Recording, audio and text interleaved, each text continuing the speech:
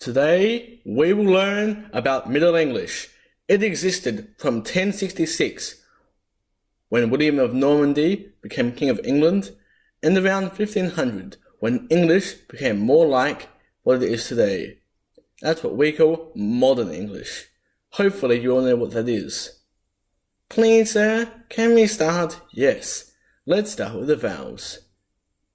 The first vowel is A, but in Middle English it is pronounced ah, as in wand.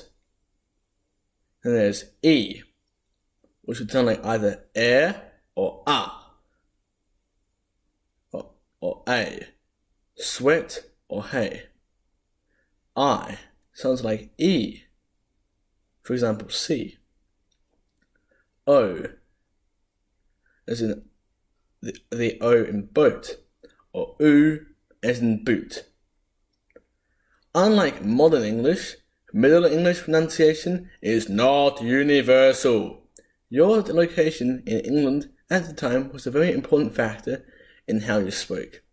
Because Middle English is a complex language, long and short sounds are important to know. Let's learn about them.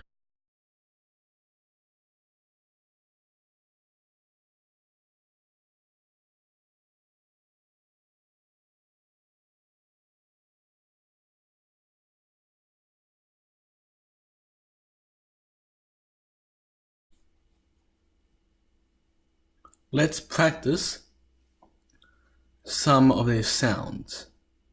For example, take the modern English great, for example. In Middle English, they're spelled quite the same. Great is in G-R-E-T-E, rhymes with crate, the island. But no, it should be pronounced as greater or greater.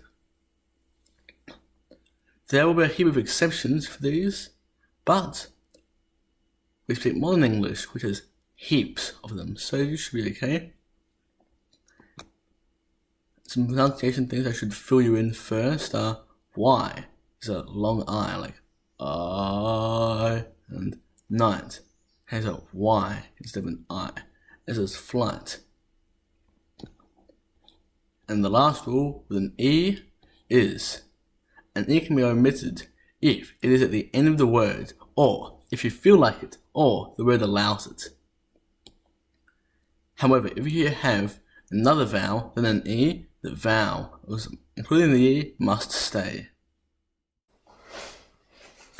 Consonants in Middle English. You must pronounce all consonants. There is no silent consonant in Middle English. There is no exception to this rule. G.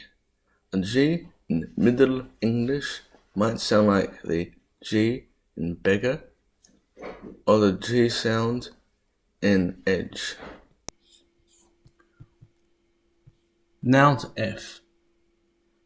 F in Middle English is normally like the F we know. But in Southern England, F can also be pronounced like a V.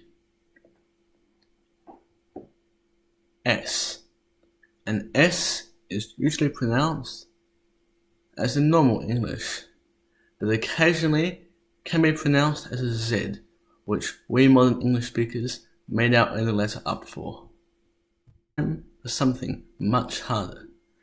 Ever heard of a fricative before? The Oxford Dictionary has defined them as denoting a type of consonant made by the friction of breath with a narrow opening, producing a turbulent airflow. They should produce a fricative consonant like F and TH. The new fricatives are V and Z. We already knew those provided. They can be written as a symbol provided there. Make a V or Z sound and we use to distinguish between S and F. This is an unvoiced fricative. Them is a voiced fricative. Excuse me, sir, why do we have these complex sounds in our English language? These fricatives were adopted because of French, which is the language that the nobles spoke around the time.